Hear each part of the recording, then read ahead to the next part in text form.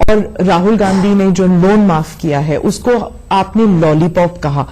अब आप किसान को देख लीजिए, जब मुसीबत पड़ती है और वो लोन वापस नहीं कर पाता, उसको कर्जा, उसमें क्षमता नहीं है कर्जा वापस करने की, और दूसरी तरफ है जो इकोनॉमिक ऑफेंडर्स, वो मजा लूट रहे हैं, बाहर बैठे हुए हैं, तो उन्हें तो लगेगा कि राहुल गांधी उनके साथ है या कांग्रेस पार्टी गरीबों के साथ है, किसान के साथ है। इसके लिए आप क्या कहेंगे? पहली बात है कि ये झूठ बोलना, लोगों को भ्रमित करना, उसको मैं लॉलीपॉप कह रहा हूं। दूसरी बात है, कौन सा झूठ सर? जैसे कि हम सब किसानों को कर्ज माफ किया, हकीकत है नहीं किया, हकीकत है नहीं किया है। आप उनके अपने सर्कुलर देख लीजिए। तो इस प्रकार का झूठ और भ्रमित करने वाली बातों से फायदा नहीं है। दूसरी बात है कि भारत सरकार ने जो बैंकों से रुपये लूट करके मौज करते थे, हमने कानून बनाए, आज 3 लाख करोड़ रुपया वापिस आया है। जिसको आप कहते हैं कि लोग मौज करते हैं, 3 लाख करोड़ रुपया वापिस लाने का काम इस सरकार ने किया है। तो ये दोनों की तुलना करके लोगों को गुस्साने वाला झूठ नहीं बोलना चाहिए, और कोई जिम्मेवार राजनीतिक दल हो तो उसने बिल्कुल नहीं बोलना चाहिए।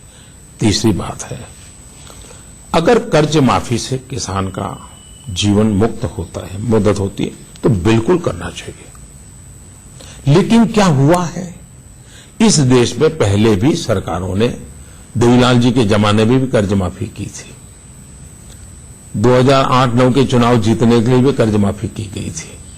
बार बार कर्ज माफी करने के बाद भी ऐसी क्या कमी है व्यवस्था में कि किसान कर्जदार बन जाता है और सरकार को चुनाव और कर्ज माफी का सरकार चलाना चलता है।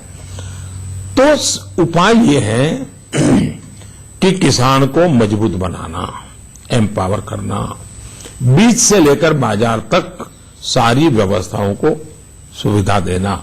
अब मुझे बताइए, बीज किसान को अच्छा मिलना चाहिए नहीं मिलना चाहिए? हमारी सरकार ने कदम उठाए हैं।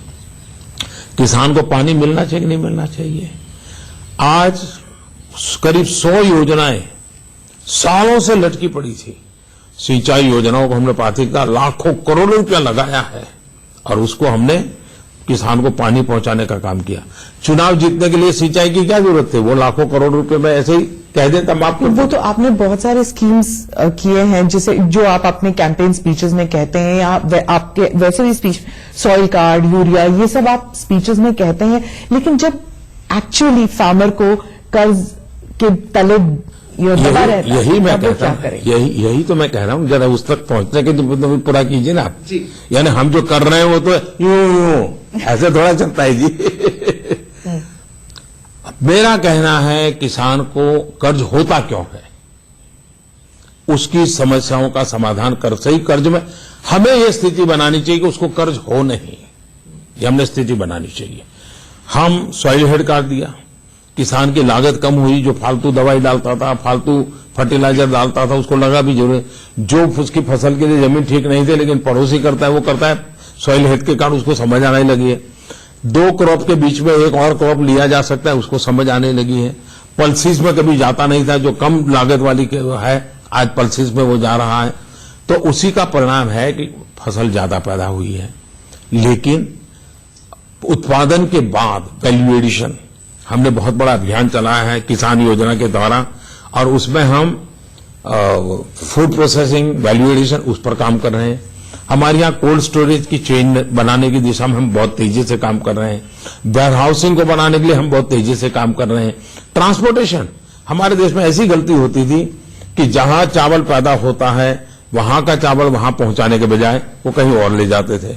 जहां चावल दूसरी जगह पर कम पैदा होता है वहां से उठा करके यहां ले आते थे, रेलवे का खर्चा करके लगाते थे।